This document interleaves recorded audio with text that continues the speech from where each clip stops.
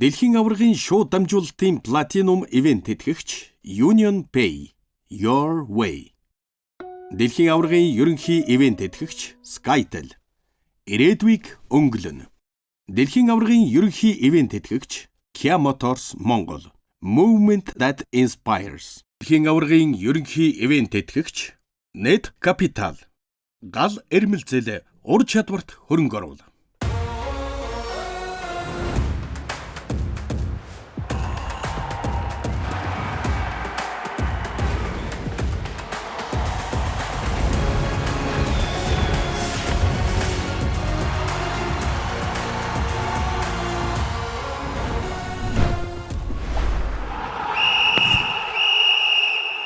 Сайн бацхан үзэгчдээ тун удахгүй болох хөл бөмбөгийн дэлхийн аварга шалгаруулах тэмцээнд зориулсан шүгэл дугаархын өмнө нэвтрүүлэг та бүхэнд ээлж дугаараа хүргэх гэж байна. Орой минь дамгаа. За орой минь өдрийн минь өглөөний минь сонир сайхан юу байна?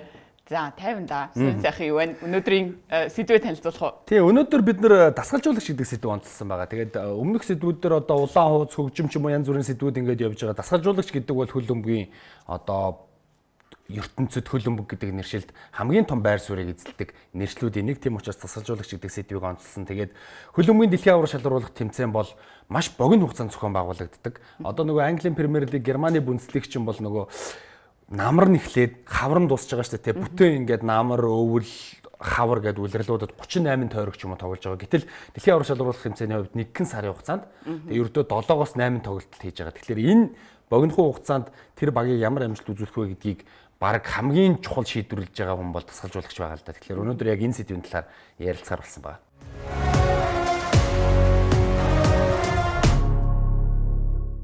Дэлхийн аваргын албан ёсны түнш Coca-Cola.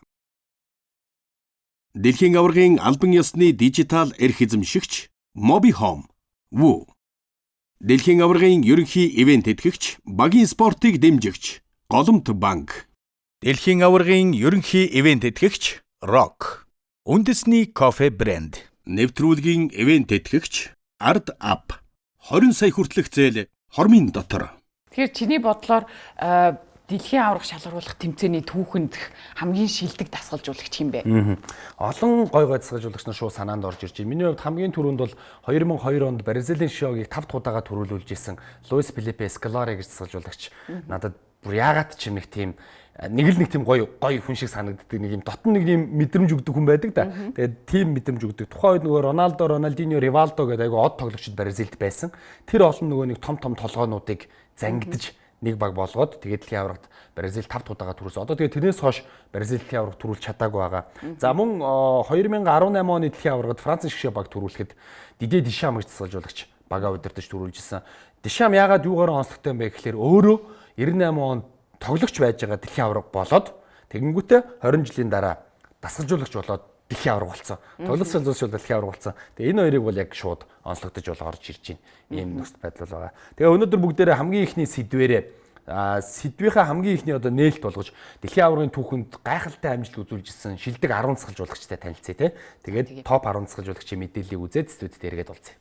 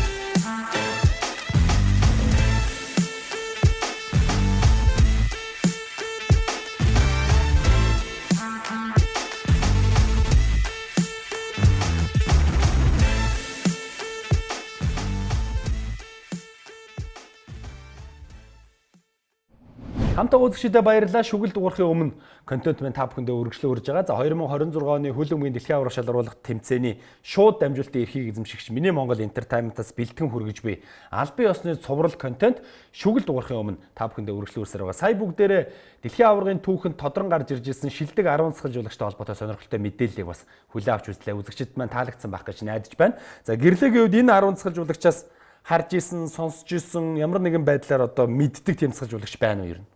Сая харж байсан чинь Германы дасгалжуулагч нөгөө Йохим Лёв гэдэг дасгалжуулагч байдаг шүү дээ.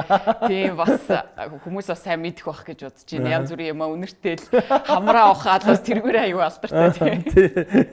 Бүр дэлхийн аваргын үеэр тэр дүр зургууд нь гараад тэгээд нөгөө нэг ер нь л маш олон мим гарсан шүү дээ. Тэрнтэй холбоотой тэгээд. Тэрийг ерөөсө болдгоо тий хамгийн гол. Тэгээд өөрт бас нэг сурсан юм л байх шиг байна тий. За тэгээд нэвтрүүлэг маань үргэлжлэн хүрж байгаа. Манай нэвтрүүлгийн бас шууд дамжуулалтын ивент итгэгч нар байгаа. Та бүхэндээ бас дэлхийн аваргын цуврал контентын маань шууд дамжуулалтын ивент итгэгч нарыг алдаршуулъя. Дэлхийн аваргын шууд дамжуулалтын Platinum ивент итгэгчээр UnionPay, Your Way. За дэлхийн аваргын албан ёсны түншээр Coca-Cola. Дэлхийн аваргын албан ёсны дижитал эрхийг эзэмшигч MobiHome Woo. Дэлхийн аваргын ерөнхий ивент итгэгчээр багийн спортыг дэмжигч Голомт банк бидэнтэй хамтран ажиллаж байгааг дуулгахад таатай байна. За мөн дэлхийн аваргын ерөнхий ивент итгэгчээр Super Light, илүү зөөлөн, илүү супер. Дэлхийн аваргын ерөнхий ивент итгэгч Skytel ирээдүг өнгөлнө. Дэлхийн аваргын ерөнхий ивент итгэгч Kia Motors Монгол Movement that Inspires. Дэлхийн аваргын ерөнхий ивент итгэгч Rock үндэсний кофе брэнд ажиллаж байна.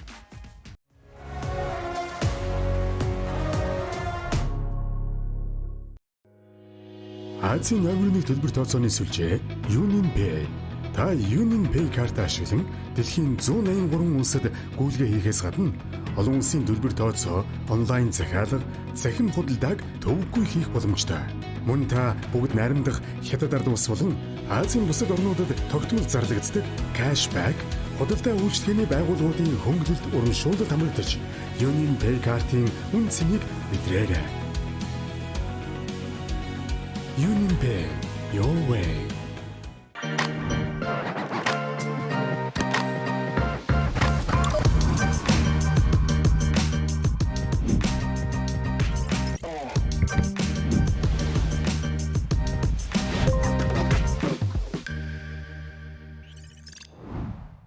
Social Pay.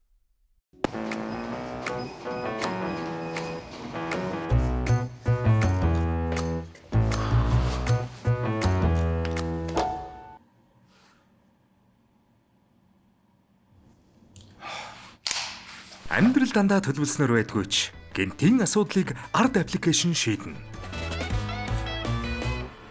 20 сая төгрөг хүртэлх зээлийг хормын дотор ард аппаас. Урьдчилсан болон хосолсон төлбөрт үйлчилгээний хэрэглэгч та 9000 болон бусад дижитал картаар зэнгэлэлт хийх бүртээ. Харин дараа төлбөрт үйлчилгээний хэрэглэгч та үйлчилгээ авах бүртээ эрх цуглуулан хөл бөмбөгийн дэлхийн аварга шалгаруулах тэмцээн үзэх эрхийн эзэн болоорой.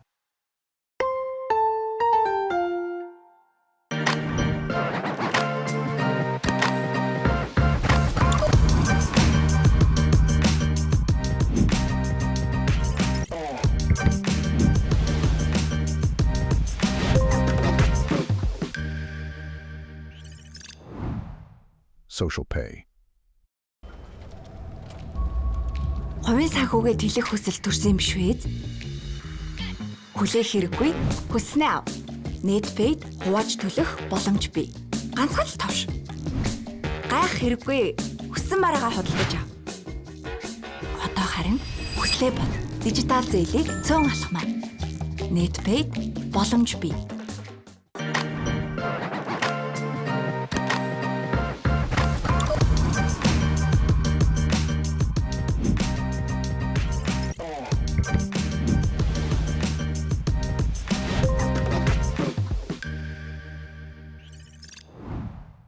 Social Pay. Хувийн санхүүгээ тэлэх хүсэл төрсөн юм биш үү? Хүлээх хэрэггүй, хүснээ ав. Netpay хувааж төлөх боломж бий. Ганцхан л товш. Гайх хэрэггүй, хүссэн мараагаа худалдаж ав. Одоо харин хүслээ бод. Дижитал зээлийг цөөн алхмаа. Netpay боломж бий.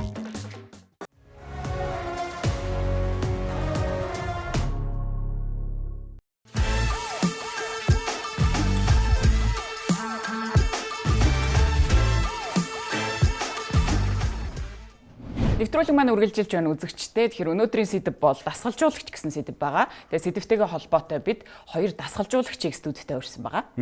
За манай хоёр зочин студид хүрэлцэн ирсэн байгаа. Ер нь гадны чихийг харж байгаад ч гэсэн дандаа хөл бөмбөг тоглодог байсан одоо тоглогчид зодог тайлангуудаа түүний ардаас бол дасгалжуулагч болох жишээ маш их байдаг. Тэгээ яг үүнийг одоо энэ замаар явж байгаа одоо манай хоёр дасгалжуулагч студид маань хүрэлцэн ирсэн байгаа. Эрдэнэ очрын Ган Зориг, Баясгалангийн Гард Магна гэсэн манай хоёр шилдэг дасгалжуулагч хүрэлцэн ирсэн. Тэгээ хоёлаа зочдтойгоо ярилцъя тий. За тэгье. За студид маань байцгаана уу. Урилгыг хүлээн авч хүрэлцэн ирсэнд маш их баярлалаа. Юуны өмнө энэ өдрийн мэндийг хүргье. За. Та бүхэнд энэ өдрийн мэндийг хүргэе. За. За манай хоёр юу уух вэ? Кола уух уу? Кофе уух уу гэдэг. Кола ууч. За. За өнөөдөр манай студид Баясгалангийн Гард Магна гэж манай Монгол улсын шигшээ багийн төлөө 2003-аас 2019 оны хооронд тоглохдоо нийт 35 тоглолтод оролцсон. Одоо манай хөл бөмбөг тоглодог хүүхэд залуучуудын бас шүтээнүүдийн нэг. Манайх ч одоо ер нь шүтээнүүдээр л зэнэм алдж байна те. Тэгээд хамгийн гоё миний хэлэх дуртай бас нэг цолгон шиг гэх юм бол зүгээр дасгалжуулагчид нөгөө англи байдаг. D, C, B, A гэдэг англи. Энэ английн одоо хамгийн дээдлийн англи буюу про английн Монголын хамгийн анхны дасгалжуулагч байгаа Гард Магна уралцсан ирсэн байна. За мөн одоо Эрдэнэ очрын Ган Зориг гэж одоо манай бас хөл бөмбөг тоглодог тоглогчдын дунд үздэг хүмүүсийн дунд футсалын одоо Ган Зориг гэдгээр нь бол маш сайн мэдж байгаа. Футсалын одоо шигшээ багийн гол тамирчин. За тэгээд хөл бөмбөгийн холбооны дасгалжуулагчийн одоо энэ боловсрал хариуцсан мэргэжилтнэр бас 6 жилийн хугацаанд ажиллаж ирсэн. Энэ хугацаанд бол манай Монголын одоо дасгалжуулагчдын чансаа бол одоо үлэмж нэмэгдсэн гэдгийг манай одоо яг хүмүүс бол тодор дуусч ярьдаг. Тэгээд Азийн хөл бөмбөгийн холбооны A зэрэглэлийн одоо английн ийм дасгалжуулагч байгаа. Тэгэхээр нөгөө англиар нь бас одоо манай хамгийн л хоёр шилдэг дасгалжуулагч маань хүрэлцэн ирсэн байна. Тэгээд тийм байна. Тэгэхээр манай зочд маань дасгалжуулагчд маань бүгдээрээ хөл бөмбөгчд байсан байна. Тэгээд одоо бас дасгалжуулагчаа хийж байгаа тий. Тэгэхээр одоо сүүлийн үед ямар багийг дасгалжуулж гин? Ер нь сүүлийн үеийн сонин ачнаасаа хуваалцаач. Энэ жил Монголын хөл бөмбөгийн дээдлийг одоо үргэлжлээд явж байгаа. За 2 дугаар тойрог удахгүй эхлэх гэж байна. За өнгөрсөн намар 8 сараас хойш одоо 9 сараас эхний тойрог яваад төр завсралцсан байгаа гэсэн үг. За энэ жил Төв Азарганууд гэдэг клуб Централ Сталионс гэдэг одоо англи нэр дээр явж байгаа клуб биеийн ахлах дасгалжуулагчаар гардаа ажиллаад би болохоор туслах дасгалжуулагчаар бид хоёр нэг одоо дээдлийг насан туршидтын клуб дээр ажиллаад явж байна. За тэгэхээр про болон A зэрэглэлийн хоёр дасгалжуулагч ингээд нэг баг дээр очсон. Одоо дасгалжуулагч хийгээд явж байгаа юм байна. За мэдээж одоо хоёр дасгалжуулагч өрсөн учраас асуухгүй байж болохгүй л хэл та. Мэдээж хөл бөмбөгийн спорт бол тоглогчдын тулаанаас илүү сүүлийн жилүүд бол дасгалжуулагчдын тулаан болдог басныг манайхан бол сайн мэдж байгаа. Pep Guardiola, Jose Mourinho, Sir Alex Ferguson, Arsene Wenger гэл одоо энэ ревал дасгалжуулагчдын өрсөлдөөн тий. Энэ жил 48 улс орох чинь 3 улсад зохион байгуулагдах чинь бас л одоо том дасгалжуулагч нар очиж штэ тий. Carlo Ancelotti, Thomas Tuchel клубээсээ болоод шигшээ багууд дээр очиж ажиллах чинь. Тэгэхээр ер нь энэ жилийн дэлхийн аваргын онцлог тэгээ онцлогийг нь бас тэр дундаа нөгөө дасгалжуулагчтай нь холбож ярил. Ер нь сэтгэл хүлээлт ямар байгаа вэ? Мэдээж яг одоо 3 улсад зохион байгуулагдаж байгаад бас онцлог багтай. Дээрээс нь 48 орох гэж байна. Тэгээд би бол яг нөгөө нэг Анчелотиг харж байгаа л да. Яг бол яг нөгөө клубын түвшинд бол байж болох бүх амжилтуудыг бол үзүүлсэн. Тэгээд шигшээ баг дээр ялангуяа Бразил дээр очсон байгаа. Тэгээд энэ багыг ер нь яаж засгалжуулах вэ? Тэр олон одуудыг яаж тоглох вэ? Өмнө нь бол дандаа л Бразил мэргэжилтүүд их хвчлэн байдаг байсан болохоор анх удаага ингээд нэг Европ, Италийн бүр хамгаалт цонхсон тим хүнийг авчирж байна. Тэгэхээр өөрөө Бразилийн хэм маяг нь өөрсдөө дандаа довтлогоо байдаг. Тэгээд өөгээд дасгалжуулагч нь харахаар эсрэгээрээ бүр ингээд цэвэр Итали хамгаалтын хүн байдаг. Тэгэхээр Анчелоти яг цэвэр хамгаалдаг гэж хэлээгүй л дээ зүгээр. Тиймэрхүү чиглэлийн хүмүүс илүү яасан болохоор ингээд тэр нь илүү надад онцлог сонирхолтой Бразилийг энэ жил ер нь яаж явах вэ? Яаж яах нь гэдэг нь их сонирхолтой харагдаж байгаа. Ган Зоригийн хувьд одоо олон тойргийн дасгалжуулагч гэх юм уу тийм одоо 38 тойрог тоглож байгаа дасгалжуулагч нэг байна. Дэлхийн аварга Европын аварга дээр бол 6 7 одоо энэ жил нэг 8 тоглолт хийх гэж байгаа шиг байна тийм. Энэний нөгөө богино хугацааны гэх юм уу ялгааг юу гэж боддог вэ? Аль нь жишээлбэл илүү өөрт чинь одоо тохиромжтой юм шиг санагддаг байж гэдэг юм уу? За яг манад бол нөгөө нэг бид нэр төлхөө лигт одоо лигийн тэмцээнд баг дасгалжуулж байгаа тохиолдолд урт хугацаанд лиг үргэлжлээд. За багаа бол яг тогтвортой тогтмол бэлддэг тийм. Тэгээд одоо 7 хоногт нэг тоглолдог. Дараагийн тоглолтондоо бэлтгэх хугацаа гэдэг ч юм уу те. Тэгээд нөгөө өрсөлдөгч багуудаа төлхөө эртнээс таарсан багуудтай тоглодогч гэдэг юм уу, судалгаа сайтай тоглох боломжтой, бэлтгэлжилттэй хийгээ тоглох боломжтой. Дэлхийн аваргын яг энэ оргил үе дээр бол богино хугацааны одоо хожигдол маш богино хугацаанд болно. Зооноос хэдээр гарах нь уу, дараагийн тоглолт хинтээ таарах нь уу, тэр бүхэн одоо өөрчлөн бэлтгэгдээгүй байх магадлал өндөртэй. Тэгээ ийм үед бол маш богино хугацаанд одоо бага дараагийн тоглолтод бэлдэх хугацааны хувьд хангалттай бэлдэх хугацаа байхгүй гэсэн үг тийм. Тэгэхээр богино хугацаанд одоо хэн илүү авахал самбаатай, хэн илүү бүрэлдэхүүн дасгалжуулагчийн баг сайтай өөрийн багийг дараагийн тоглолтод бэлдэж чадах нь уу гэдэг тийм л өрсөлдөөн болдог. Гол ялгаа бол энд л байна гэж харж байна. Тэгээд яг хөө шигшээ баг дасгалжуулж байгаа үед одоо тийм тоглолтуудад орж үзсэн. Лигийн баг дасгалжуулж байгаа үед бол лигийн тоглолтуудад орж үзсэн. Яг аль нь сорилтол болно л да. Түүнээс яг энд нь дуртай ч их нь бас. Тэгэхээр миний хувьд анх удаа хөл бөмбөгийн дасгалжуулагчтай уулзж ин тэгээд боломж олцсон дээр яг хөл бөмбөг сонирхогчд бол зөндөө зүйлийг мэдчихэл байгаа л та. Над шиг бас огт мэдгүй хүмүүс зөндөө байгаа тий. Одоо дасгалжуулагч хүний одоо гол чадвар гэх юм уу тий. Одоо тактик нь байдаг юм уу? Эсвэл одоо сэтгэл зүгээрээ тэр бага илүү хүчтэй болгодог юм уу? Эсвэл одоо юу байж болох вэ тэр нэг юм агуу дасгалжуулагчийг бүрдүүлдэг тийм нууц гэх юм уу? Дасгалжуулагч болгоо яг өөр өөрсдөө гэсэн арга барилтай л та тийм. Тэгээд үндэстэн болгоных нь бас одоо юу гэх юм традишнл нь бас байдаг. Одоо юу гэх юм одоо тэмцэх чадвартай, зарим нь манлайлах, зарим нь өөрөө үлгэрлэх ч юм уу тиймэрхүү юм зан чанаруудаас болдог. Японочууд бол ингээ үлгэрлж үзүүлдэг тийм ялангуяа ингээ тоглолт дуусны дараа ч юм уу гэдэг. Тэгээд яг тэрнтэй адилхан ер нь бол яг дасгалжуулагч болгоно бас яг хөл бөмбөгийн тамирчидтай адилхан л ер нь дасгалжуулагч тодорхой хэмжээний мэдрэмж байх хэвээр, авьяас байх хэвээр.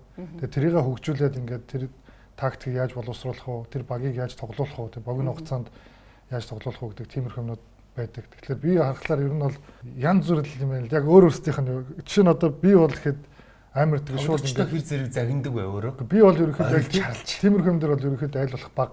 Яг л өөрсдийн илүү сэтгэж бодуулах, хөгжүүлэх те шийдвэр гаргалтанд нөлөөлөхгүйгээр илүү сонголтуудын илүү болгох, сонголтын ийм сонголтуудын аль нь илүү байх хэрэгтэй вэ гэдэг ч юм уу те. Яг л тоглолтоо дээр би тоглохгүй тэр хүн өөрөө тоглоод шийдвэрийг өөрөөсөө гаргах учраас тэр моментод нь илүү боломжуудыг гаргаж өгöd байх тиймэрхүү сонирхолтой гэсэн. Аль болох чиглүүлэх тиймэрхүү явдаг гэсэн. Түүнээс яг тийм одоо загнах тийм бодож.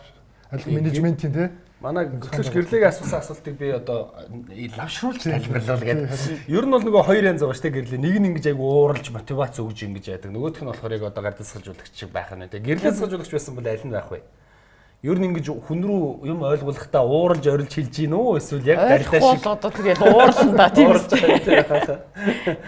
Ер нь манай хоёрын зүгээс яг тоглолдог байсан хүмүүсийн хувьд сэлжуулагч хийчихэр хэр зэрэг давуу талууд нь хэр байх шиг байна. Сул талууд бас байгаа л бах гэж бодож байна. Энэ тал дээр. За тийм гадны одоо том дасгалжуулагч нар дунд ч гэсэн байдаг. Ер нь бол нэлээд одоо ингэ дасгалжуулагч болж байгаа хүмүүс ихвчлэн дандаа сургалтанд сууж иж дасгалжуулагч болдог. Тэгээд сургалтанд суугаад шууд ингэ насан туршидтын баг дээр биш ингэ бага насны хүүхдээс эхлээд одоо туршлага хөрөмтлүүлж явж байгаа дасгалжуулагч болцгоодог. Тэгээд тэр үе шатыг ингээд ер нь бол сайн дасгалжуулагч бол ихвчлэн л дандаа тоглогч байсан. Тэгээд тэр дундаа шигшээ багийн төвшин тоглож исэн. Тэгээд 7 нас баг ажиллаж исэн туршлагатай тусмаа л одоо улам сайн агуу дасгалжуулагч болоод байгаа байхгүй. Тэгэхээр тэр тоглож исэн бол тоглож байгаагүй бол тэгэхээр тэр хүнд тэр тоглолтын мэдрэмж нь ялгаатай байд юм шиг санагдаж шүү дээ.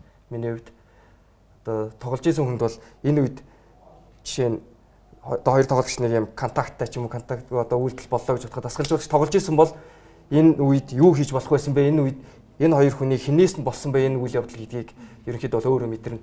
Зүгээр тэгж байгаагүй зүгээр онлын хувьд үзэж исэн тоглож би өөрийнхөө биеэр мэдэрж байгаагүй бол тэр хүн өөрөө зүгээр харсан өнцгөөрөөл магадгүй нөгөө хүнд нь нөхцөл байдлыг өөрөөр дүгнж магадгүй. Гэтэ ихэнх нь бол тоглож байгаа дасгалжуулагч болдог баг тий. Шууд тэгж дасгалжуулагч болсон хүмүүс байд юм уу ер нь? Бага бас ганц нэг цөөхөн байдаг шүү. Шал өөр мэрэгжилтэй байжгаад дасгалжуулагч болсон. Гэхдээ л ер нь магадлал маш бага. Дээлийнх нь л ер нь тоглож байгаад. Тэг яг саяны ганцэргийн энэ дээр би нэмэдлэхэд яг нөгөө нэг тухайн үеийн моментн дээр ч бас сэлгээ гэж юм байна шүү дээ. Тэр мэрийг бол яг ингээд хараад өөрөө яг тоглож исэн болохоор мэдэрч оруулах боломжууд нь илүү их байд юм санагддаг. Тэгвэл яг заавал одоо энэ ядарчлалыг нэг суулгах гэдэг. Нөгөөх нь яг юу гэдэг нь те ядраагүй ч юм уу илүү тийм ачаалтах чадвартай тамирчин байж магадaltaйг өөрөө нөгөө тамирчин байсан дасгалжуулагч бол тэрийг илүү мэдрээд за энэ нөхөр бол ерөөхдөө ингэж ачаал дааж хагаад буцаад сэргийдэг хурдан сэргийдэг учраас байж ах хэрэгтэй гэдэг ч юм уу нэг тиймэрхүүнүүдийг айгуу тийм мэдэрдэг ч юм уу тиймэрхүү байж болох давуу талтай л гэж бодож байна. Гэхдээ яг онлоор нь явсан муудсан дасгалжуулагч ус байхгүй. Ер нь бол заавал сургалтаар явж л байдаг. Тэр олон улсын сургалтанд заавал сууж иж тэр номын дүг сурж иж өөрсдийнхээ арга барилыг ер нь олж авах гэсэн. Түрүүний асуултантай адилхан. Дасгалжуулагч заавал тэр хүнийг одоо би пеп шиг болно гэд ингээд загнаад байж болохгүй. Магадгүй өөртөө тохирохгүй байж магадгүй. Тэгэхээр янз бүрийн дасгалжуулагчныг хараад өөрийнхөө арга барилыг заавал олж авах хэрэгтэй гэсэн үг. Тэгээд тэрийг ингээд заагаад удаан урт хугацаанд ажиллагдсан тэр хүний ингээд арга барил нь сайжраад одоо дарс шиг л гэсэн үг шүү дээ тий. Хадгалагдсан ингээд үнд ордог гэдэгтэй адилхан. Дасгалжуулагч ажиллаад байх тусмаа л ингээд нас нь явах тусмаа л тэр хүний туршлага нэмэгдэн юм ярьж байгаа хэм маяг ч юм өнөд нь айгүй их сайжирна гэсэн. Тэгээд дээрэс нь айгүй олон өөр чадварууд бас байх хэрэгтэй гэсэн жижиг скиллүүд те хүнтэй харьцах чадвар хизээ загнах уу хизээ загнахгүй байх уу хизээ толгойг нь хэлэх үү ингээд иймэрхүү сэтгэл зүйч шиг л байх. Тийм ер нь сэтгэл зүйгээс айгүй те ойлгодог хэрэгтэй. Энэ тамирчин одоо торгуулийн цогцолд алдаад гараад ирэхэд би одоо тэрийг загнах хэрэг байна уу эсвэл яах ёстой вэ? Зарим үед чимээгүй өнгөрөөд харсан ч хараагүй юм шиг өнгөрөх хэрэгтэй. Зарим нь заавал хэлж явах ёстой ч гэдэг юм уу те. Тэгэхээр энэ нөгөө нэг залуу тамирчин туршлагатай тамирчинтай яаж харьцах уу гэдэг ингээд бүх юмыг ингээд сайн ингээд үзсэн. Тэгээ энийг яаж үзэх вэ мэдээж туршлага. Тэгээ өөрөөдсөн тамирчин байж гацсан тиймэрхүү алдаануудыг айгүйх гаргадаг. Тэгээ яагаад тэгдэг байснаа мэдэхгүй. Тэгтэл ингээд жоох хүүхдийн нэг юугаар нэг try гэдэг дандаа туршиж үздэг тиймэрхүү байдаг. Бурууг нь мэдэхгүй хийж үзснийхээ дараа би яадаг ч юм уу те тиймэрхүү. Монголын одоо ер нь дасгалжуулагчдаас одоо ингээд манай гард магнаа хувьд бол про гэсэн зэрэглэлийн дасгалжуулагч болцсон байна те. Ер нь одоо Монгол хүүхдүүд Монгол залуучуудаас магадгүй одоо хөлбөмбө үзэж байгаа хүмүүс одоо гэрлээч гэсэн бодож л байгаа хэл тэ хизээ Манчестер Юнайтедыг Монгол хүн дасгалжуулах юм байж гэдэг юм уу те бүр одоо нөгөө тоглох вэ гэдгээсээ ч илүү. Тэгэхээр ер нь энэ боломжийг яг манай өнөөдөр хоёр дасгалжуулагч ирсэн учраас асуухгүй өнгөрөхгүй байж болохгүй юм л дээ те. Ер нь тийм боломж хэр зэрэг хол байна, хэр зэрэг ойр байна. Одоо ингээд яг дасгалжуулагч болоод та хоёр ч бас нэлээд хугацаа өнгөрчлөө. Залуучуудтай бас ингээд ажиллаж байгаа бах, сургалт семинар бас орж явж байгаа байх. Тэгээ ер нь ирээдүйн ер нь яг дасгалжуулагчдын зүгээс яаж харагдаж байгаа манай Монголын төвшөнд? Хуучин яг хуучин жоохон Монголд болохоор клуб баг тамирчдыг ерөнхийдөө дасгалжуулагч ганцаараа авч явах юу их байсан шүү дээ. Одоо дасгалжуулагч л тэр клубыг авч явдаг, хүүхдүүдийг авч явдаг, бүх юмыг хийдэг те. Тэр багийн хувцс хонрын ч бэлдээл одоо бүгдийг л бэлдэж өгөөл явдаг байсан. Одоо бол нөгөө нэг стафтай ажилдаг болоод хөгжөөд байгаа байхгүй. Одоо менежер байна те. Менежер тэр ядаж хувцсыг ягаад дасгалжуулагч төлөхөө багийн тоглолт тактика бэлтгэлээ төлөвлөдөг ч юм уу. За дээрээс нэмээд дасгалжуулагчийн албанд нь туслах дасгалжуулагч нар байна. Одоо фитнесийн, хаалгачийн, одоо сэтгэл зүйч хүртэл байна те. Тэгэхээр сүүлийн жилүүдэд манад тэр чиглэлд нь одоо баг зэрэг хөгжөө явж байна.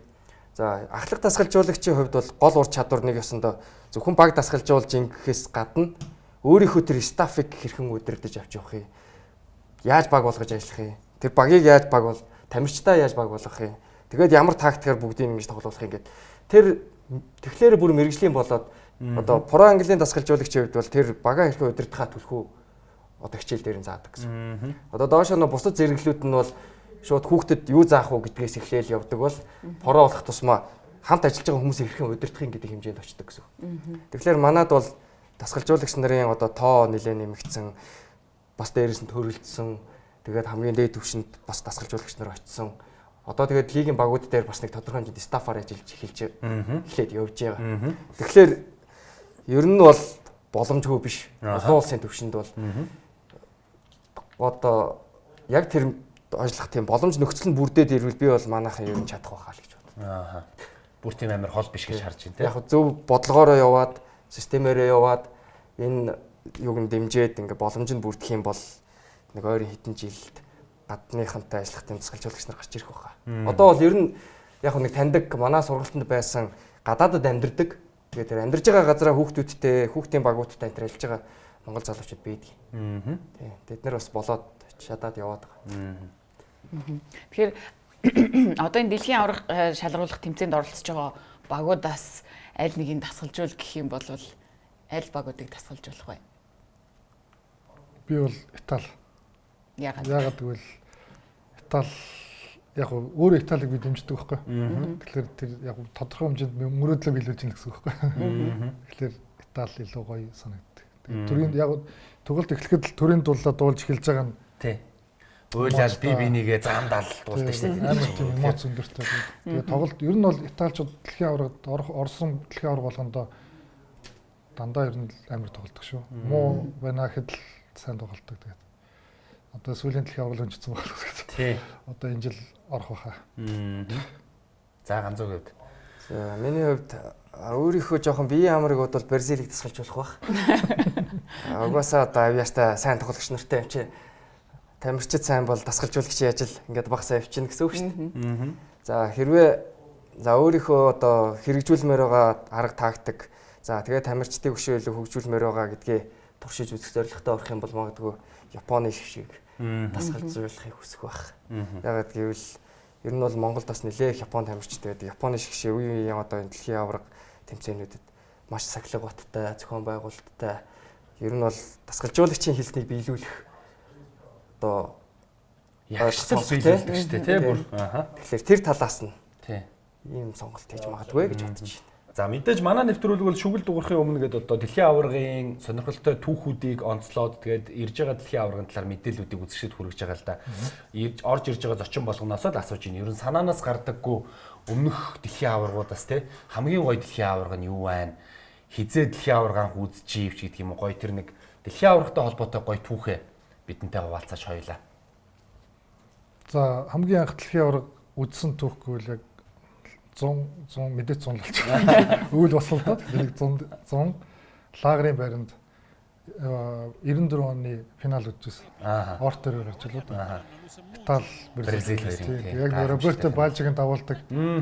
Ромерогийн хийдэгтэй. Дебето. Яг тэрийг л үзчихсэн дээр. Роберто Бажигийн тухайд бол яг од болцсон.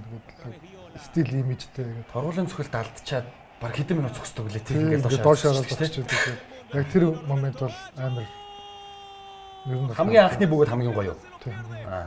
Яг бол хамгийн анхны юм чинь ер нь цаанаасаа л ингэ хизээж мартагдчихгүй үлддэг. Тэгээд явж байгаа 6 онд Итали төрүүлэхэд бол хагартлаа байрсан. Тийм шүү дээ. Тэр Кроссог бол Кросо Перлог бүгд хийж байгаа Итали бүх тоглогч нэг болыг баг яг багийн тоглолтыг ингээд үзүүлж байгаа нэг надад үнэхээр гоё санагдсан. 2006 оны Монголын лиг дээр таныг бас айгуу сайн тоглож ирснийг санаад байна л да. Тэр чинь 2006 оны лиг.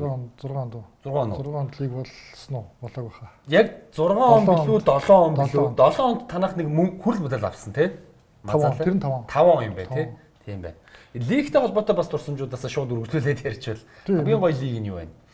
Тэгэж тэгээд анх яг лигт орж явахтал төв цэнгэлтэхэд орж ирсэн. Тэгээд тэр бол ингээд яг ингээд бүр хаана байхаа мэдэхгүйсэн. Дууссан болохоор ямар ч тийм дуусч юу гэмт одоо тийм байх. Тэгэхээр яг тэр Мазалатай мэдээж лигийн хүрэл медаль аваад цомын аварга авч ирсэн. Тэр жил бол үнэхээр мартагдчихгүй гоё жил байсан. 2005 онд. За ганц зөргийн хувьд хамгийн гоё дэлхийн аварга юу байна? За миний хувьд одоо хамгийн дурсамжтай гоё санагдаж байгаа нь хамгийн сүүлд боссон дэлхийн аварга. Аргентин төрүүлдэг. Финалийн тоглолт нь гоё үзвштэй. Тэгээ ер нь бол яг бүх юмтай финал болсон тий. Тэгээ бүх юмтай. Тэгээд дэлхийн одоо дэлхийд даяараа л одоо баг Мессиг төрүүлээсэй гэж яг үед тий. Яаж хожигдож эхлээд тэгээ тэр финал дээр яаж хожоод тэр момент одоо мөч бол үнэхээр гоёж тоглолт болсон. Аваасаа гэж бодож исэн багч авсан гэдгээрээ дурсамжтай. Анх үзэжсэн нь болохоор 98 онд нөгөө 98 оны дэлхийн аваргыг ерөнхийдөө дуу амар гоё. Тэгээ над би болохоор тухайн үед л одоо ерөнхийдөө тоглож эхэлж ийсэн. Тэгээл яг ингээд бүтэн ингээд ой санамжид бол бүх тоглолт байхгүй зүгээр надад байгаа дурсамжид гоё дуу нь гоё санагдаад байгаа. Тэгээ дуугаар нь л дэлхийн аваргыг одоо үзэж тэр үед бас Роналдог анх те тоглож явах юм гаргаж манай гэрт бас зураг мурган байдаг. Тийм л тэр болохоор анх ингээд анхны дурсамжийн тийм байна. Төвтэй байна тий. Тэгэхээр ингээд дэлхийн аварга болсон жил болгох нэг юм одоо нэг юм хөл бөмбөг гэдэг спортод одоо юу гэдэг хүүхд залуучууд ингээд дуурлаа сонирхол баахан хөл бөмбөгчд мэдэж аваад дасгалжуулах тий. Тэгээ сонирхоод ингээд ормоор байдэн штий. Ер нь яг хаанаас эхлэх ёстой байд юм бол бүр одоо жоохон хүүхдээ ч юм уу сургамаар байгаа аав ээжүүд мэжүүд ч гэсэн зөндөө байдэн штий тий.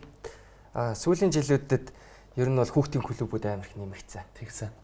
Тэгэхээр одоо бол хотод бас нэлээд их клубүүд байна. За орон нутгуудад тэг гишүүн холбоод гэдээ бас байгаа. Тэнд хөлбөмбөгийн үйл ажиллагаа явуулж байгаа клуб байна, аймаг сум байна. За хүүхдээ явуулах хүсчээл одоо ингээд ер нь сошиалар хайсан ч байна, асуусан ч байна, сургуулиуд дээр байна. Нилээх хүүхдийн клубүүд байна. Бага насны. Тэгээ ер нь яг багаас нь хичээллүүл одоо 7-8 наснаас клубүүд аваад хичээлдэг болсон. Манай футзал нөгөө манай бидний одоо үеийн хөлбөмбөгчд чинь тийм одоо галзууд хүмүүс байлаа шүү дээ нөгөө.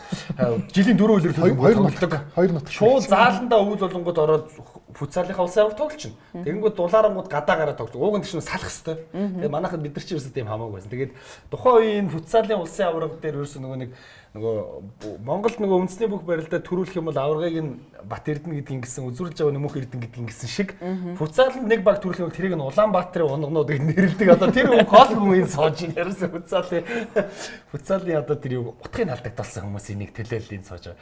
Түрүү ганцаа хэлж штэ нөгөө 22 оны дэлхийн аварга их финал их гоё болсон. Пенальт торгуулийн цохилт хүртэл бүх юм байсан гэд. Би бол тэгж боддог байхгүй. Дасгалжуулагчдын хувьд торгуулийн цохилтыг ганц шийдэж чадахгүй мөч торгуулийн цохилт байх гэж би боддгийн. За яг тоглогчдын дарааллыг бол шийдэж болно те. Тэг чи баруун тишээ зөх зүүн тишээ зөх гэж хэлж чадахгүй шүү дээ. Энийг нөө хяналтаас гараа авчиж байгаа л да те.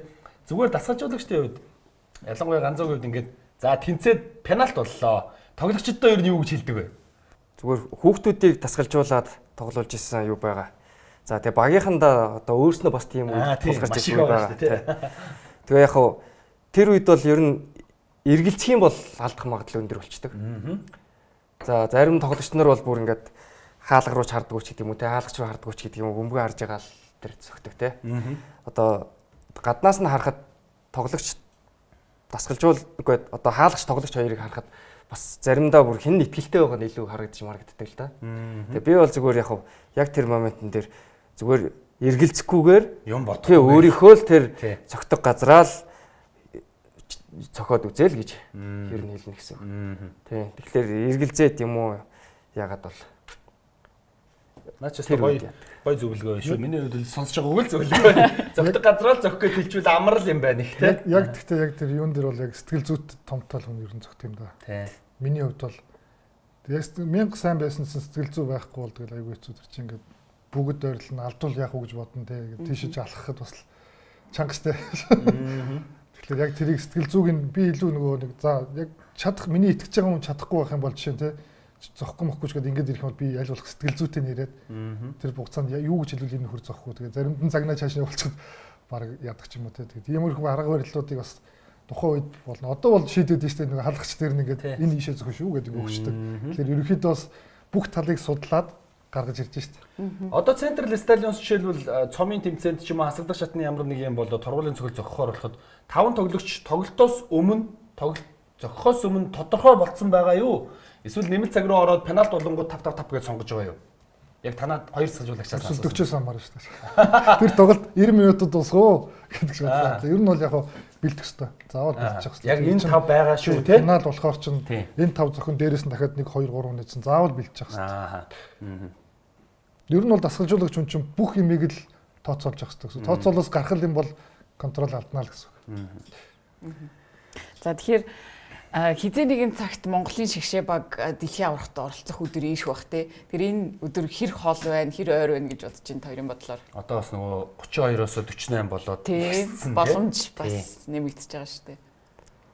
Манайх ч өмнө нь нэг удаа нөгөө өрчлсөн шатнаас нэг удаа шалгараад тоглолцсон байгаа шүү дээ. Тий. Тэр бол яг манай шигшээд одоо үзүүлж болохоор бас боломжийн том амжилт байсан. Гэхдээ яг тэрэндээ бол хандах ёсгүй. Тэгээд боломжгүй бол биш. Одоо бол ер нь тамирчдын хувьд ч гэсэн гадны багуудад тоглож байгаа тамирчид байна. Европын клубүүдэд тоглож байгаа Монгол тамирчид байна. За, ажиллах боломжтой дасгалжуулагч нар байна. Төрөлжөөд мэрэгшээд ирж байна. Дээд түвшинд очиж байна. Тэгэхээр боломжтой гэж харж байна. Гол нь яг биднэрт нэг юм одоо бүх талын хамтын ажиллагаа маш чухал байгаа гэсэн үг. Тамирчдын, дасгалжуулагчдын тэр одоо менежерүүдийн, удирдлагуудын, спонсорын тэр бүгдийн хамтын ажиллагаа нэгдмэл болж чадах юм бол бид нэр ер нь нэг удахгүй бах. Ер нь бол оролцох боломжтой. Заавал төрүүл нэг жилэг шүү дээ. Финалийн шатанд оролцох боломжтой. Өнөөдөр студийн маань урилгыг хүлээн авч хүрэлцэн ирсэн хоёр засгалжуулагчдаа маш их баярлалаа. Тэгээд ивент төсчдийнхаа биелгийг бас гардуулъя. За манайх Rock одоо кофений алдарт Rock брэнд бидэртэй хамтран ажиллаж байгаа. За тэгээд манай Вүүгийн бас гарын бэлэг энэ утан дотор байгаа бас их гой бэлгэнүүд байгаа. Тэгээ миний Монгол Entertainment-ийн зүгээс та хоёртоо хөл өмгийн бүрэн нэвтрхий тойл гэдэг гоё номыг бас бэлгэлж байна. За. Дамжуулаад өгч. За. За баярлалаа. Зочиж бочиж амжуу. Бэлэг өнгөө зочдөг гэдэг шиг те. Өө гэж үгээд авдаг. За тэгээ өнөөдөр студид маань урилга маань хүлээж авсанд маш их баярлалаа. Шинэ үйлрэлд нь Central Stadium багтай амжилт хүсье. Гардаа засгалжуулагчтай, ганцуу засгалжуулагчтай дахиад лигийн аварга аваарай гэж бас өрөөй. Тэгээ дэлхийн аварга гоё ирж байгаа зун шимтэн үзээрэй гэж хүсэж байна. За баярлалаа. За үзэгчтэй нэвтрүүлэг маань үргэлжилж байна.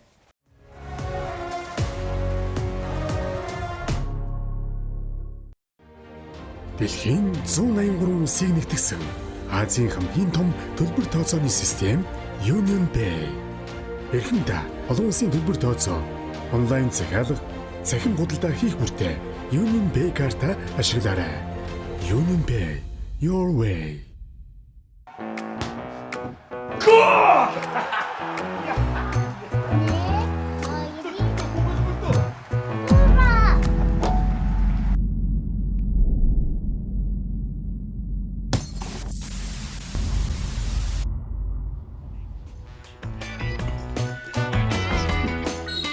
Амьдрал дандаа төлөвлөснөр байдгүйч гэмтийн асуудлыг ард айв шийднэ.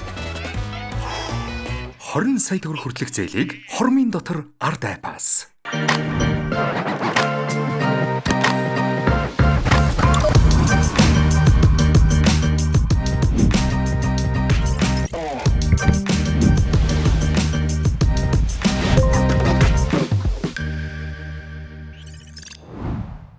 Social Pay.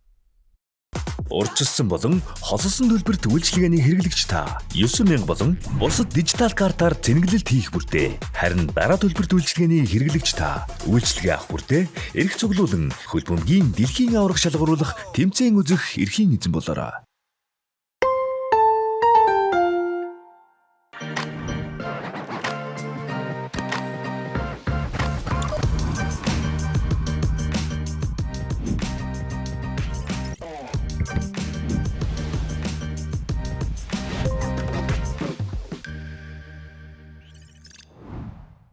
Social Pay.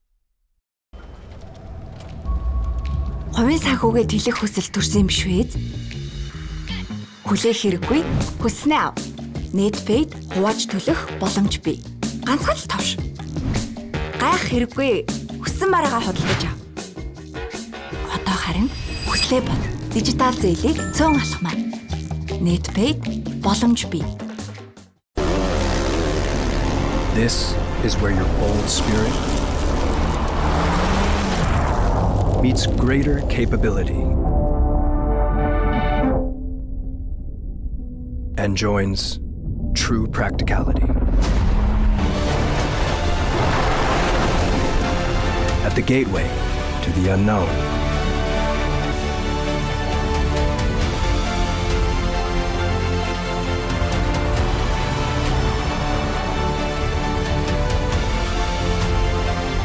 Dive into a new dimension. Keep Tasman. Kia, movement that inspires.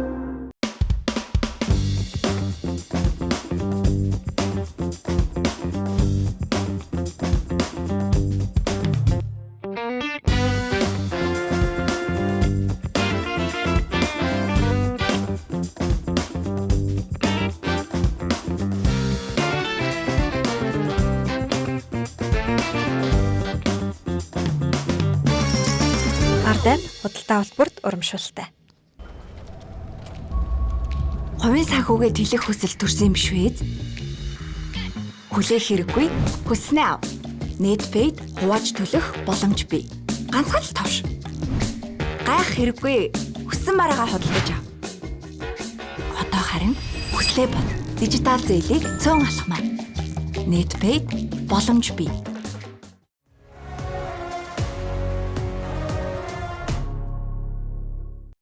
Нэвтрүүлэг маань үргэлжилж байна үзэгчтэй. Тэгэхээр сая хоёр зочинтойгоо маш гоё яриа өрнүүллээ. Тэгэхээр Амгагийн хувьд бас хөл бөмбөг тоглож исэн. Яг гоё юм ажиллахад гоё дасгалжуулагч байдгүй.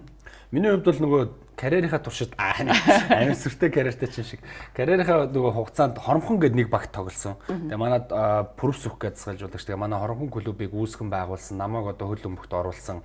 Миний одоо хайртай багш одоо бурхны оронд дэвшсэн байна. Манай талигч Гансүх гэдэг одоо Монголын хөл бөмбөгт бас маш алдартай юм дасгалжуулагч байсан. Тэгээ манай Гансүх багшийн одоо арга барил удирдлага дор хөл бөмбөг анх сурж тоглож явж исэн. Тэгээд ер нь бол хатуудаа зөөлөндөө зөөлдөг маш гоё тийм дасгалжуулагч байсан. Тэгээд тэр дасгалжуулагчийнхаа л одоо тий тэр арга барил бүх юмд их хайртай дуртай байсан да. За хоёулаа дараагийнхаа булан руу шилжиж тий. Манай сэтгүүлч Сэргэлүүн бас дараагийн буланг бэлдсэн байгаа баг. За Сэргэлүүнээ өдрийн мэнд сонь сайхан юу байна? Ажил сайн уу? Сайн. Тойр ажил сайн уу? Сайн байна. За өнөөдөр манай үзэгчид ямар мэдээлэл бэлдсэн байгаа вэ?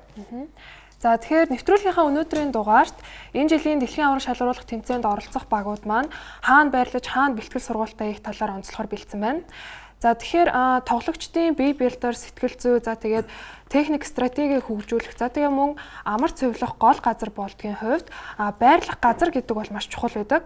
За тэгэхээр FIFA-гаас 60 гаруй боломжит одоо байрлах газрууд болон бэлтгэлийн баазуудын жагсаалтыг гаргасан. За эндээс оролцох багууд маань өөрсдийнхөө стратеги болон логистик за тэгээд аялах ая тухтай байдал зэрэг нөхцлүүдийг харгалзаж үзээд одоо сонголтуудаа хийсэн байна. За тэгэхээр энэ жилийн дэлхийн аврагт нийт 48 баг оролцож байгаа.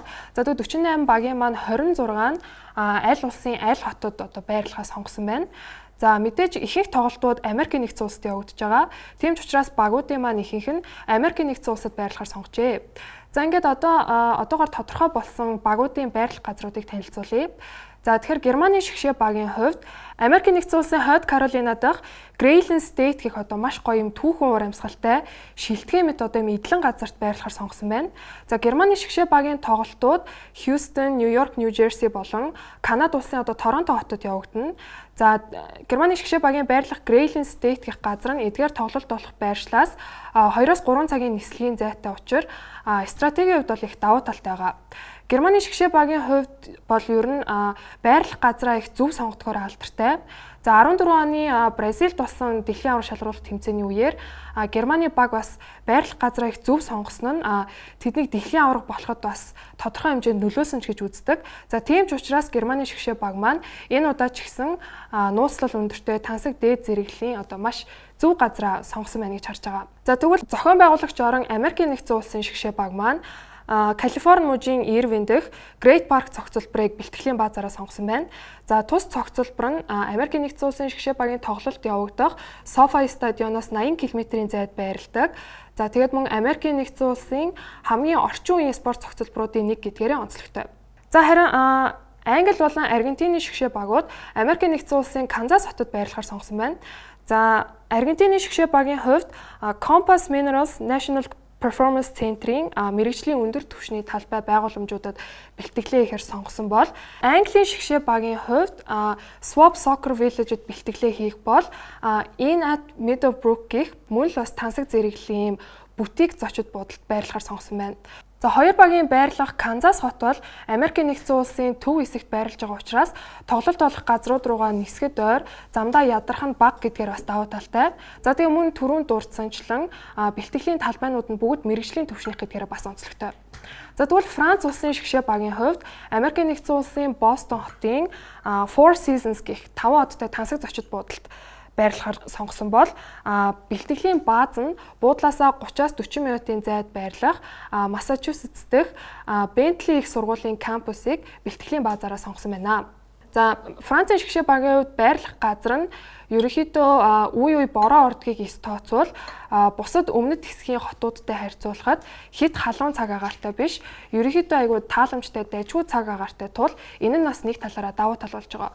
За тэгээд мэдээж бас тоглолтын байршлуудтайгаа ойрхон гэдгээрээ онцлогтой байгаа. За тэгвэл бусад улсын шгшээ багуудын хувьд аль хотод байрлах нь тодорхой болсон ч яг ямар газар, ямар бэлтгэлийн баазад одоо бэлтгэл сургуультай хийх нь хараахан тодорхой болж амжаагүй байна.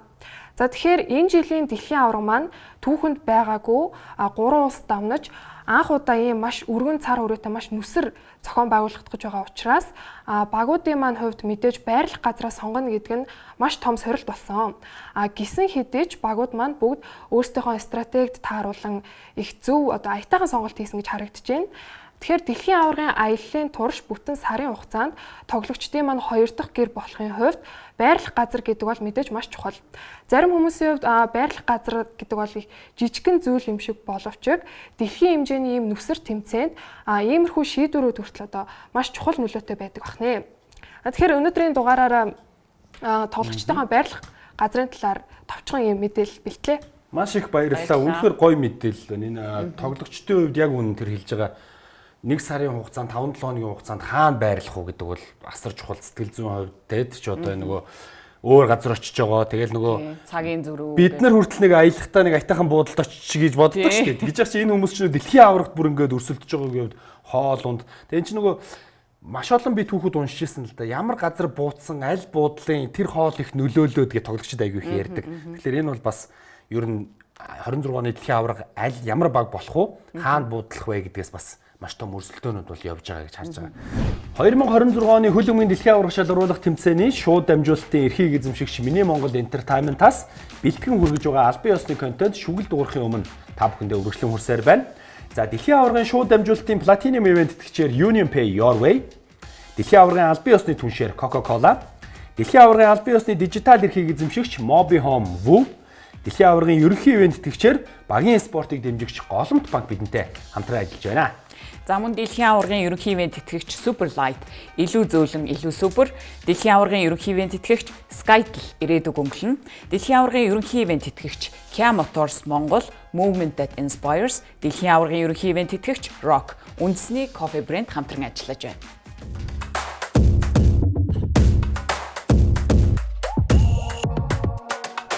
За шүгэл дуурахын өмнө нэвтрүүлэг та бүхэндээ үргэлжлэн хүрж байгаа. Бид та бүхэндээ нэвтрүүлэг болгоноороо дэлхийн аваргын энэ жилийн одоо хэсгүүдийг онцолж танилцуулж байгаа. За өнөөдөр бид та бүхэндээ дэлхийн аварга шалгаруулах тэмцээний И хэсгийн 4 багийг товч бөгөөд тодорхой байдлаар танилцуулахаар бэлдсэн байгаа. За И хэсэгт бол Герман, Куракао, Зааны ясын эрэг буюу Кот д'Ивуар, за тэгээд Эквадор гэсэн 4 улсын баг орсон байгаа. Мэдээж Германы шигшээ баг энэ хэсгийн одоо хамгийн гол фаворит, хамгийн том баг. Тэгээд одоо хэсэгтээ төдийгүй дэлхийн аварга шалгаруулах тэмцээнд төрүүлэх багуудын нэгээр бол нэрлэгдэж байгаа. Нийтдээ дэлхийн аваргад 4 удаа төрүүлсэн. За хамгийн доктортой амжилт гаргасан багуудын нэг нь бол Герман байдаг. За дараагийн баг бол Кот д'Ивуар орж ирж байгаа. За Африк ТV-ийн хүчрэх багуудын нэг нийтдээ 2006, 10, 14 гэдэг одоо 3 дэлхийн аваргад оролцсон. Энэ жил одоо дахин хүчрэгжиж шин залуу бүрэлдэхүүн цус хэлбэлт бол маш сайн байгаа гэж ярьж байгаа. Мэдээж энэ хэсгийг одоо гол багаар нэрлэгдэж байгаа.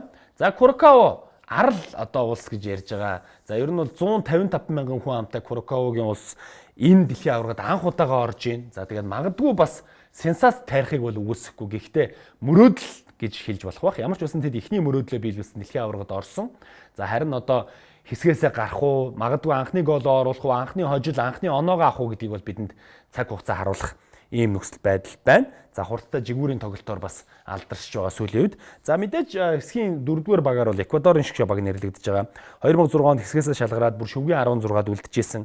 За эрчимтэй прессинг, хурдан шилжилт, залуу бүрэлдэхүүн энэ багт бол гол одоо хүчин зүйлсүүдийг бол дагуулна. За мэдээж бас Кот д'Ивуарыг гол гаргаад Германтай хамт хэсгээс гарах магадлалыг олон мэрэгчлэтнүүд бол одоо боломжгүй зүйл биш гэж харж байгаа. Тэгэхээр Эквадорын шигшээ баг бас сенсац тарьж магадаггүй. Ер нь бол одоо энэ Валенсиа тэргүүтэй төвийн ханга самгаалт хүчтэй, довтлогоо бол ширүүн, туршлага болон залуу одоо тоглогчдын хослсон яг энэ бүрэлдэхүүн Эквадорын шигшээ багийг бол зааглаж байгаа, харуулж байгаа. За тэгэхээр Герман, Кот д'Ивуар, Эквадор, Куракао гэсэн 4 улсын баг дэлхийн аварга шалгаруулах тэмцээний И хэсгийг бол одоо бүрдүүлж байна. Тэгэхээр энэ хэсгээс 1 болон 2 дугаар байраар гарсан багууд за магадгүй шүвгийн одоо 32, 16 гэсэн одоо нөхцөл байдлуудаас цаашаа их хол явах. Тэр дундаа одоо Германы шигшээ багийн фанатууд их олон байдаг учраас дэлхийн аваргад яг энэ залуу бүрэлдэхүүн өлссөн цангасан залуу бүрэлдэхүүн төрүүлэх магадaltaй гэж олон мэрэгчлүүд үзэж байгаа. Тэгэхээр бүгдээрээ И хэсгээс гарсан Германы шигшээ баг хэрхэн яаж урагшлахыг хамтдаа харах болно. Дэлхийн аварга шалгаруулах тэмцээн эхлэхэд хэдхэн сарын хугацаа үлдээд байна. За шүгэл дуурахын өмнөх нэвтрүүлэг маань үргэлжилсээр байна.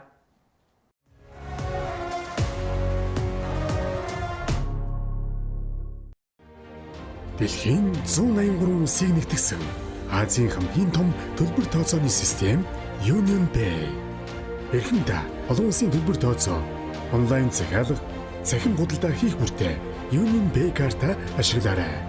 Union Pay, your way. Хувийн санхүүгээ тэлэх хүсэл төрсөн юм биш үү? Хүлээх хэрэггүй. Хүснээ ав. Netpaid хувааж төлөх боломж бий. Ганцхан л товш. Гайх хэрэггүй. Хүссэн мараагаа худалдаж ав. Одоо харин хүслээ бод. Дижитал зээлийг цөөн алхмаа. Netpaid боломж бий. Урьдчилсан болон хосолсон төлбөрт үйлчилгээний хэрэглэгч та 9000 болон бусад дижитал картаар зэнгэлэлт хийх бүртээ. Харин дараа төлбөрт үйлчилгээний хэрэглэгч та үйлчилгээ авах бүртээ эрх цуглуулан хөл бөмбөгийн дэлхийн аварга шалгаруулах тэмцээн үзэх эрхийн эзэн болоорой.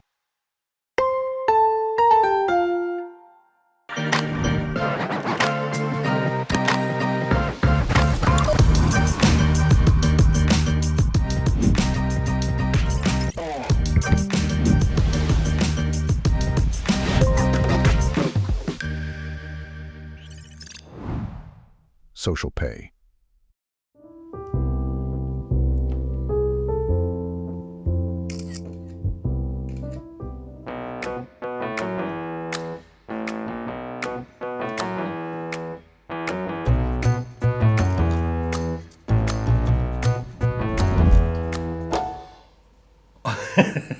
Амьдрал дандаа төлөвснөр байдгүй ч гэмтийн асуудлыг ард айв шийд.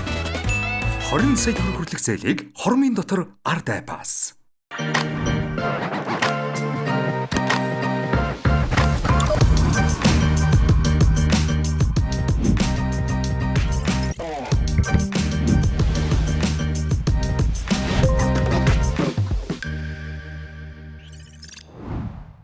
Social Pay.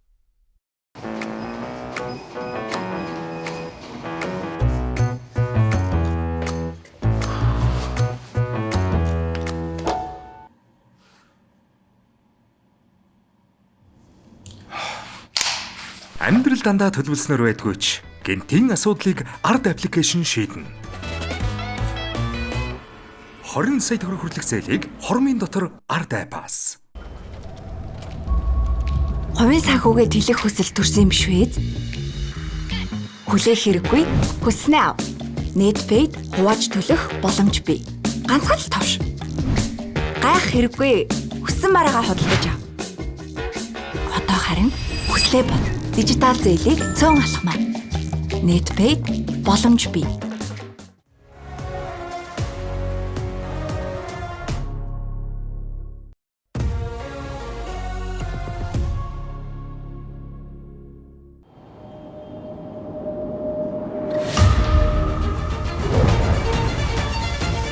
Намайг Тейлор Туулман гэдэг. Бостонд тавтай морил.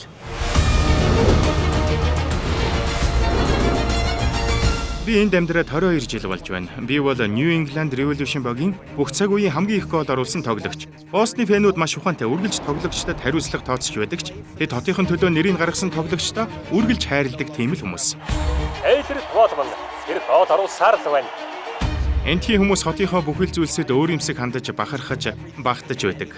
Хэрвээ дэлхийн аваргыг Америкийн нэгдсэн улсад зохион байгуулах гэж байж, Бостонд хийхгүй байсан бол би лав Америкт зохион байгуулсны хэрэг байхгүй гэж бодно. Энд олон үндэсний хүмүүс бий. Ирландууд, Италиуд, Португалууд бас манай улсад болон түүхэнд үүрэг гүйцэтгэсэн хүмүүс гэдэл. Пол Ривер болон Бостны цайны үжлэг гэдэл энд Америкийн нэгдсэн улс анх бий болж байсан үеийн түүхэн мөчүүдээр аялах боломжтой. Бостонд бүх юм бий. Бостон жижиг хотч гэлээ том хүрээлэлтэй болохоор хөгжилдөж зугаацахад их сайхан байдаг. Энд ирээд хамгийн түрүүнд хотын төвөөр нь явбал маш гоё. Бас нугасны аялалд явбал энэ хотын тухай зах зохин ойлголттой болчихно. Мөн хотын хойд хэсгүүдэд очивол хамгийн гоё Итали хоолнуудыг амтлах боломжтой. Бостон хот надад нэг зүйлийг ойлгуулсан. Тэр нь юу гэвэл бэрхшээл гэдэг хүний мөн чанарыг бий болгодоггүй. Харин илчилж өгдөг юм байна. Яг бодоод үзвэл үнэхээр тийм. Энэ хот үнэхээр миний мөн чанарыг тултал нь ил гаргаж өгсөн. Энэ бол миний хот. Миний гэр. Энэ бол Бостон хот.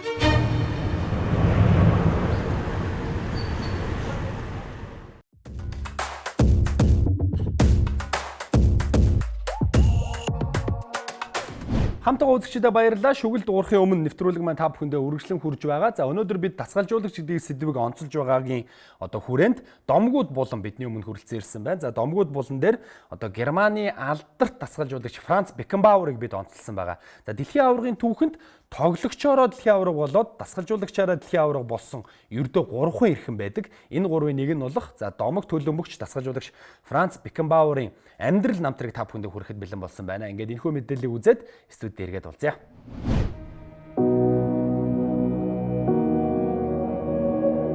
Хөл бөмбөгийн түүхэнд тактик манлайлал амжилтаараа шинэ үеийг тодорхойлсон домог тоглогч бол Франц Бекенбауер юм. Түүнийг Герман де Кайзер буюу хаан хэмээн нэрлэдэг байсан бөгөөд тухайн үеийн хөл бөмбөгт хамгаалагчийн үүргийг бүрэн өөрчилсөн тоглогч байлаа. Франц Бекенбауер нь баруун Германы шигшээ багийнхаа хамтаар 1966 оны дэлхийн аварга шалгаруулах тэмцээнд финалдаж, 1970 онд шүвгийн дөрөвт үлдсэн бол 1974 оны дэлхийн аваргад аваргалж, багийн ахлагчийн хувиар дэлхийн аваргын цомыг өргөж байсан түүхтэй.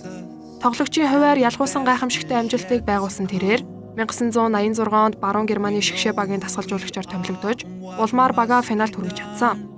Харамсалтай нь тэд домогт Марадона тэргүүтээ Аргентины багт ялагдсан юм. Гэсэн ч хүчирхэг герман машинууд 4 жилийн дараа даагаа нэгсэн шиг нэхэж, финалд мөн л Аргентиныг буулган авснаар 3 дахь удаага дэлхийн аваргад төрүүлж байлаа. Энэ гайхалтай багийг удирдан чиглүүлж дасгалжуулсан эрхэн бол өнөөх л Кайзер байсан юм. Хөл бөмбөгийн дэлхийн аварга шалгаруулах тэмцээний түүхэнд тоглогч болон дасгалжуулагчаар төрүүлж чадсан ердөө 3 эрхэн байдаг бөгөөд тэдний нэг нь алдарт Франц Бекенбауер билээ. Бекенбауерын тоглогчийн хувиар үлдээсэн хамгийн том өв бол либеро буюу чөлөөт хамгаалагчийн үүргийг шин төвшөнд гаргасан явдал юм. Тэрээр хамгаалалтаас довтлогоог эхлүүлж, тоглолтыг маш сайн уншиж чаддгаас гадна алсын дамжуулалтыг төгс өгдөг, бусдыгаа удирдан манлайлахын төгс үлгэр дуурайл болсон аргагүй талбайн жанжин байсан билээ. Франц Бекенбауер нь Баллон д'Ор шагналыг 2 удаа хүртсэн цорын ганц хамгаалагч юм. Тэр бол энгийн нэг хамгаалагч байгаагүй. Энэ спортыг өөрчилж, хөл бөмбөгийн тактикийг дахин нэг шат ахиулж чадсан агуу тоглогч, бас дасгалжуулагч байсан юм а.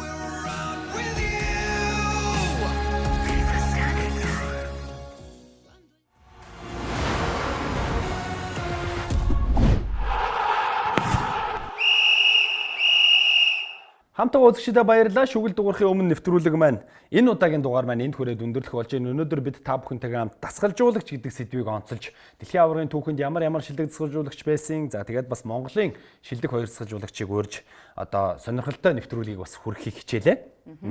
Тэгээ өнөөдрийн маань дугаар ингээд өндөрлж байна. Өнөөдрийн дугаараас юу сурвдаа гэдэг. Өдөр болгон жоох юм зааж өгч байгаа надаа. Дасгалжуулагч гэдэг хүн бас их чухал байд юм байна нэрийг ойлгож байгаа. Тэгээд тоглолтын үеэр бол жишээ нь бид нар бол тэ жирийн үзэгчид дасгалжуулагчийг айхтар тэгэж анзаардаг юм байна тий. Ялангуяа эмэгтэй хүмүүс бол. Ялангуяа тий. Зүгээр л нөгөө нэг яг од тоглогч нарыг дагаал тэг гол хийж байгаа хүнийг хараалгаа болохоос биш. Яг тэр цаана нь юу бол тийг мэддэг байхгүй тэ мэдэж авлаа. За тэгэлгүй яг шүгэл дуурахын өмнө контент дэлхийн аварга шалгаруулах тэмцээний албан ёсны онцгой хэрэгтэй та бүхэндээ сонирхолтой мэдээллүүдийг цаг тухай бүрд нь хүргэж байгаа. Ингээд бүгдээрээ дараагийн дугаараар эргээд уулзъя. Баяртай.